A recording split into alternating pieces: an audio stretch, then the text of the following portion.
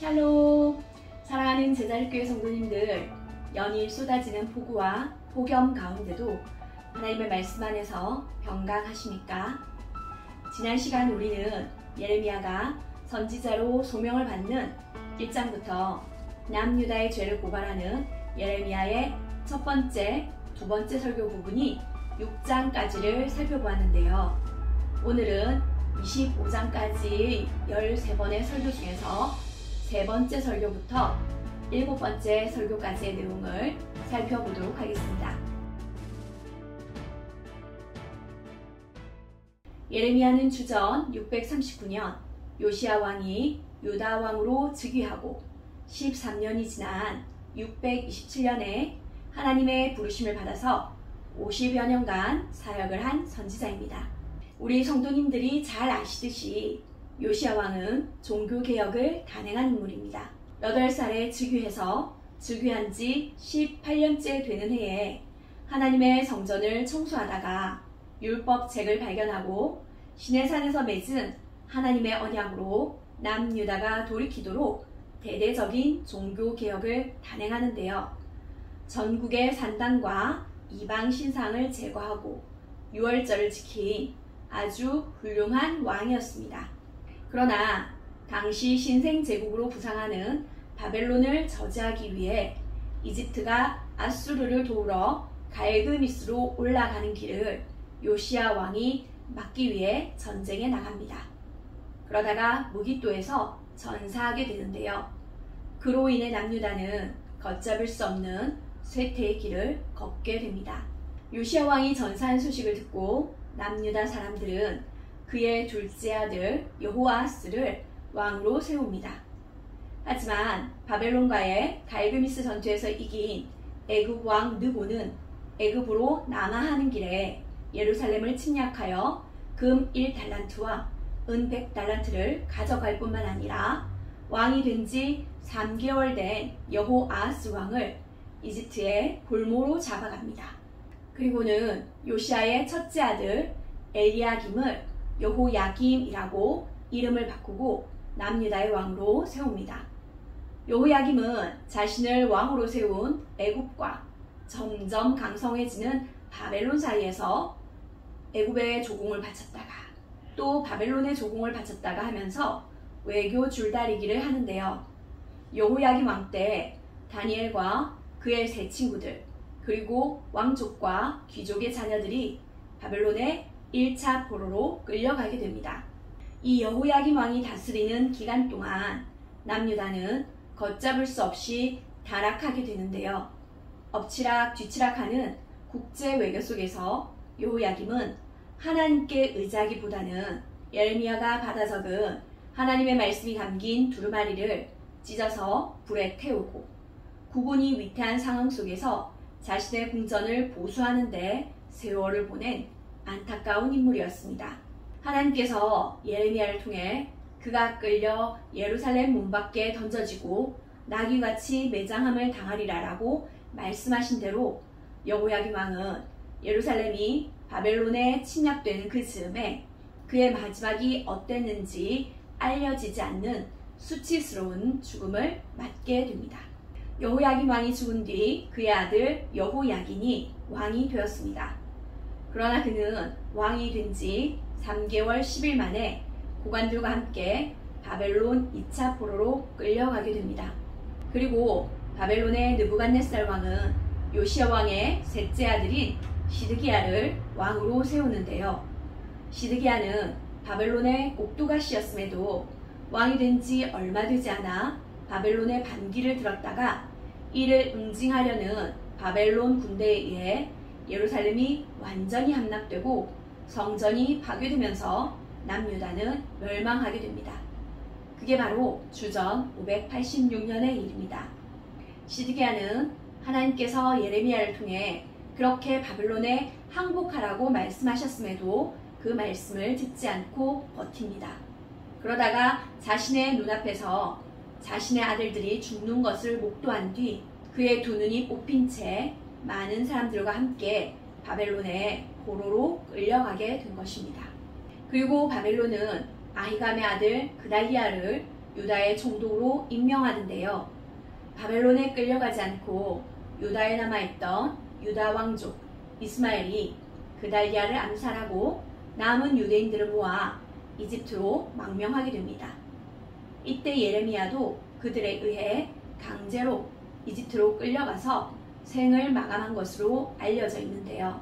예레미야는 강대국들의 틈바구니에서 이리저리 치이는 자신의 민족을 바라보며 안타까운 마음으로 남유다의 죄를 적나라하게 지적하는데요. 앞서 우리가 묵상한 예레미야 2장부터 6장까지는 적나라한 남유다의 죄의 목록이었습니다. 남유다는 하나님의 심판으로 망한 북이스라엘을 보았음에도 하나님 앞에서 악을 행하기를 주저하지 않았고 우상 숭배와 배교를 하며 하나님을 떠났습니다. 그리고 정의와 공의를 열방에 보여줘야 하는 남유다의 지도자들은 거짓과 속임수, 부패와 학정으로 썩어 있었고 회개와 심판의 메시지를 전하는 참 예언자들을 죽이며 거짓된 평안을 속삭이는 거짓 예언자들의 소나기에 놀아나고 있었습니다. 당시 남유다 사회에 부패가 만연했음에도 이들이 하나님의 심판을 두려워하지 않았던 것은 히스기야 왕 때 자신들을 지켜주신 하나님의 은혜로 인해 교만해졌기 때문인데요. 아수르는 페르시아만에서부터 애국까지의 거대한 영토를 점령한 아주 거대한 제국이었습니다. 하지만 남유다의 예루살렘 성만은 아수르가 무너뜨리지 못했는데요. 이 일로 인해 남유다는 하나님께서 자신의 이름을 주신 성전이 있는 예루살렘 성을 특별히 보호하신다는 믿음을 갖게 되었습니다. 그래서 예루살렘 성은 다른 나라에 의해서 절대로 무너지지는 않을 것이라는 교만한 생각을 가지게 된 것입니다. 아수르로부터 남유다를 지켜준 것은 하나님이신데 이제 남유다는 하나님의 성전과 그 성전이 있는 예루살렘 성이 우상이 되어서 어떤 상황에서도 안전하다고 안심하고 있었던 것입니다. 이런 안일한 남유다에 대해 하나님께서는 자신의 이름을 두기 위해 세운 성전이라 할지라도 자신의 손으로 무너뜨림으로 남유다를 심판하실 것이라는 것을 분명히 하시는데요. 하나님께서는 예레미야 7장 4절에서 이것이 여호와의 성전이라 여호와의 성전이라 여호와의 성전이라 하는 거짓말을 믿지 말라라고 여호와의 성전이라는 표현을 3번이나 반복적으로 표현하셨습니다. 성경에서 반복적인 표현은 아주 중요하다는 것을 강조하는 표현인데요. 3번이나 반복하셨다는 것은 그만큼 여호와 하나님께서 여호와의 성전이 있기에 어떤 죄를 지어도 안전하다고 착각하고 있는 남유다를 더 이상 봐줄 수 없다는 뜻을 분명히 하신 것입니다. 그래서 앞서 6장까지는 남유다가 죄에서 회개하고 돌아오라고 하나님께서 촉구하셨다면 이제 7장 이후부터는 심판이 확정되어서 더 이상 심판을 유보할 뜻이 없다는 것을 예레미야를 통해 하나님께서는 분명히 말씀하고 계십니다. 왜냐하면 백성들이 예배드리는 성전은 더 이상 거룩하신 하나님이 거하시는 처소가 아니라 강도들과 도둑들의 은신처가 되어버렸기 때문입니다. 범죄자들과 불법적인 재산을 약탈하는 자들을 숨겨주는 장소로 전락해버렸기 때문입니다. 실제로 근대 고고학자들이 이스라엘 땅에서 발가벗은 여신들의 수많은 형상들을 발견할 만큼 하늘의 여왕이라고 불리는 여신에게 절하며 여신의 형상을 숭배하는 우상 숭배가 너무나 많이 자행되고 있었던 것입니다. 이런 남유다의 상황에 대해 예레미야는 7장부터 10장에 걸친 3번째 설교에서 하나님의 선지자로서 진노하신 하나님의 심판을 선포할 뿐만 아니라 또한 중보자로서 하나님의 자비를 구하며 너그럽게 남유다를 징계해달라고 간구하는데요. 그러나 하나님께서는 출애굽하셔서 맺으신 시내산 언약의 근거에서 이스라엘이 하나님과 맺은 언약을 위반한 결과로 심판을 받게 된 것을 상기시키십니다. 그러면서 예레미야의 4번째 설교를 통해 남유다의 재앙은 더 이상 피할 수 없는 재앙임을 선포하십니다. 심판에 대한 확고한 하나님의 뜻을 전하는 예레미야를 당시 사람들은 좋아할 리가 없었습니다. 그래서 백성들은 예레미야를 비난하며 죽이려 달려들었고, 예레미야는 악한 자들이 여전히 번영하는 것에 대해 힘들어하면서 하나님께 불평하는 모습도 보이는데요. 그런 예레미야를 향해 하나님께서는 지금 예레미야가 겪고 있는 이 상황보다 더 큰 어려움이 기다리고 있다고 암시하시면서 인간을 신뢰하지 말고 오직 하나님만 신뢰하며 하나님의 말씀을 계속 선포하도록 예레미야를 격려하십니다. 하나님께서는 예레미야에게 유브라데 강가에 가서 뱃띠를 감추게 하신 후에 다시 그 뱃띠를 가져오게 하십니다. 그리고 그 뱃띠가 썩어서 쓸 수 없게 된 것처럼 유다와 예루살렘은 결코 망하지 않는다는 교만을 썩게 만드시겠다고 말씀하십니다. 또 포도주 단지에 포도주가 가득 차서 사람들이 그 단지의 술에 취해 흥청거리면서 사는 그 삶의 방식에 사로잡혀 살 때 포도주 단지를 던져 깨뜨림같이 하나님께서는 남유다 사람들이 서로 충돌하며 서로를 상하게 하심으로 그들의 교만한 삶을 심판하시겠다고 예레미야 13장의 5번째 설교에서 말씀하십니다. 이제 엎친 데 덮친 격으로 북방에서 오는 하나님의 심판과 또 가뭄이라는 자연재앙 앞에서 예레미야는 하나님께 호소하는데요.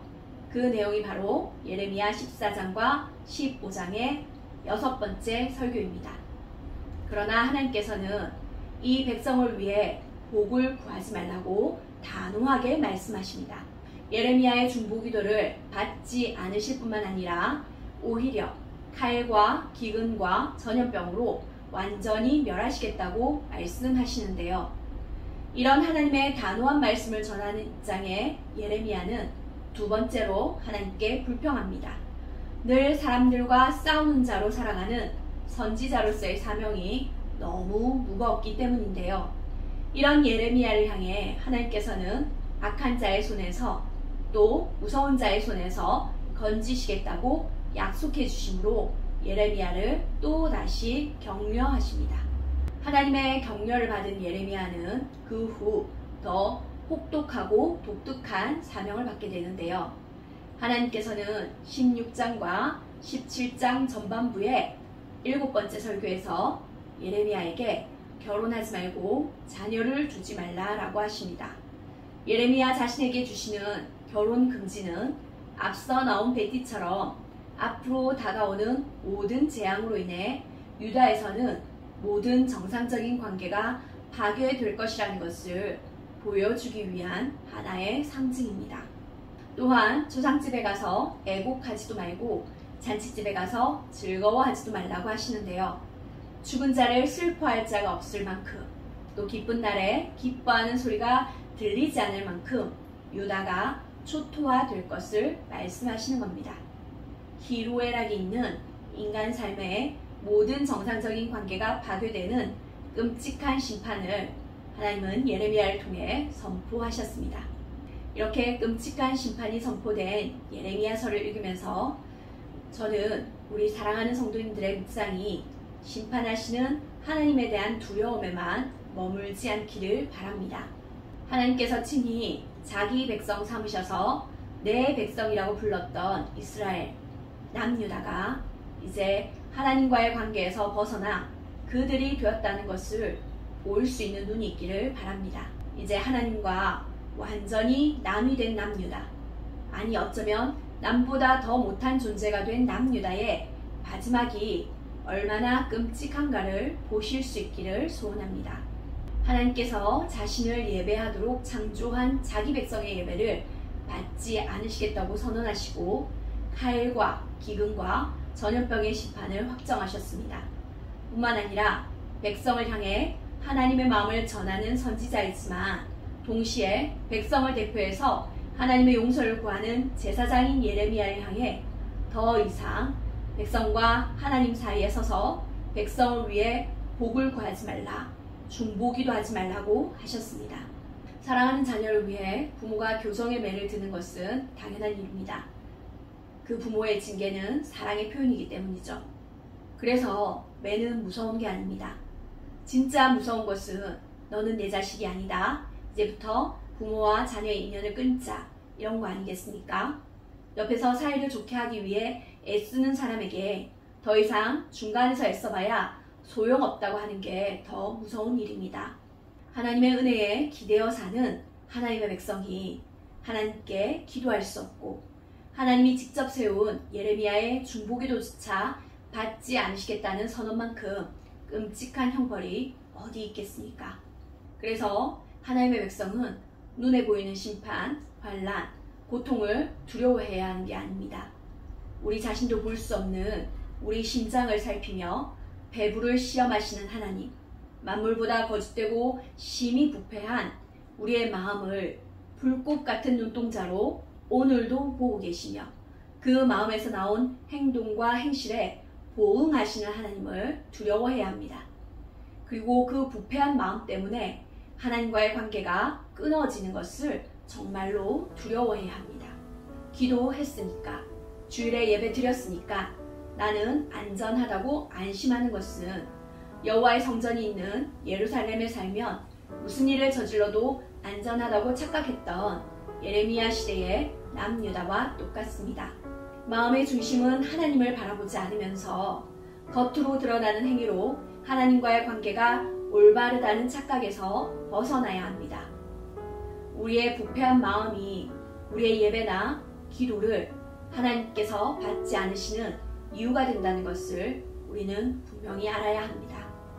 아직 돌이키라고 말씀하시는 하나님의 은혜가 우리 위에 머물러 있을 때 우리는 우리의 마음 깊은 곳에 거짓과 부패를 하나님 앞에서 철저히 회개하고 하나님 말을 섬기며 하나님의 정의와 공의를 실천하는 삶을 살아야 합니다.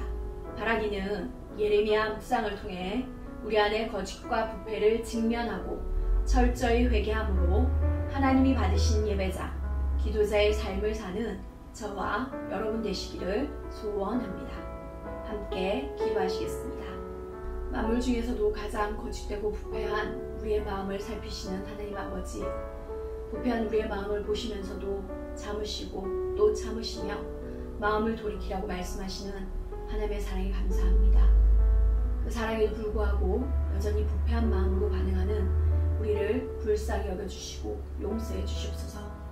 우리 자신도 알지 못하는 거짓되고 부패한 마음을 예레미야서를 묵상하면서 볼 수 있도록 우리의 눈을 열어주시고 깨닫게 하시는 거짓되고 부패한 마음을 철저히 회개하고 돌이키는 은혜를 우리의 교회 가운데 허락해 주시옵소서. 그래서 주님이 받으시는 예배를 올려드리는 교회 되게 하시고 거짓되고 부패한 이 나라와 민족을 위해 주님께 은혜를 구하며 기도하는 기도자로서 살아가는 우리의 교회가 되게 해 주시옵소서. 거짓되고 부패한 우리를 불쌍히 여겨주시기를 간절히 소망하며 오늘도 우리를 위해 하나님의 보좌 우편에서 간구하시는 우리의 유일한 중보자 예수 그리스도의 이름으로 기도드리옵나이다. 아멘.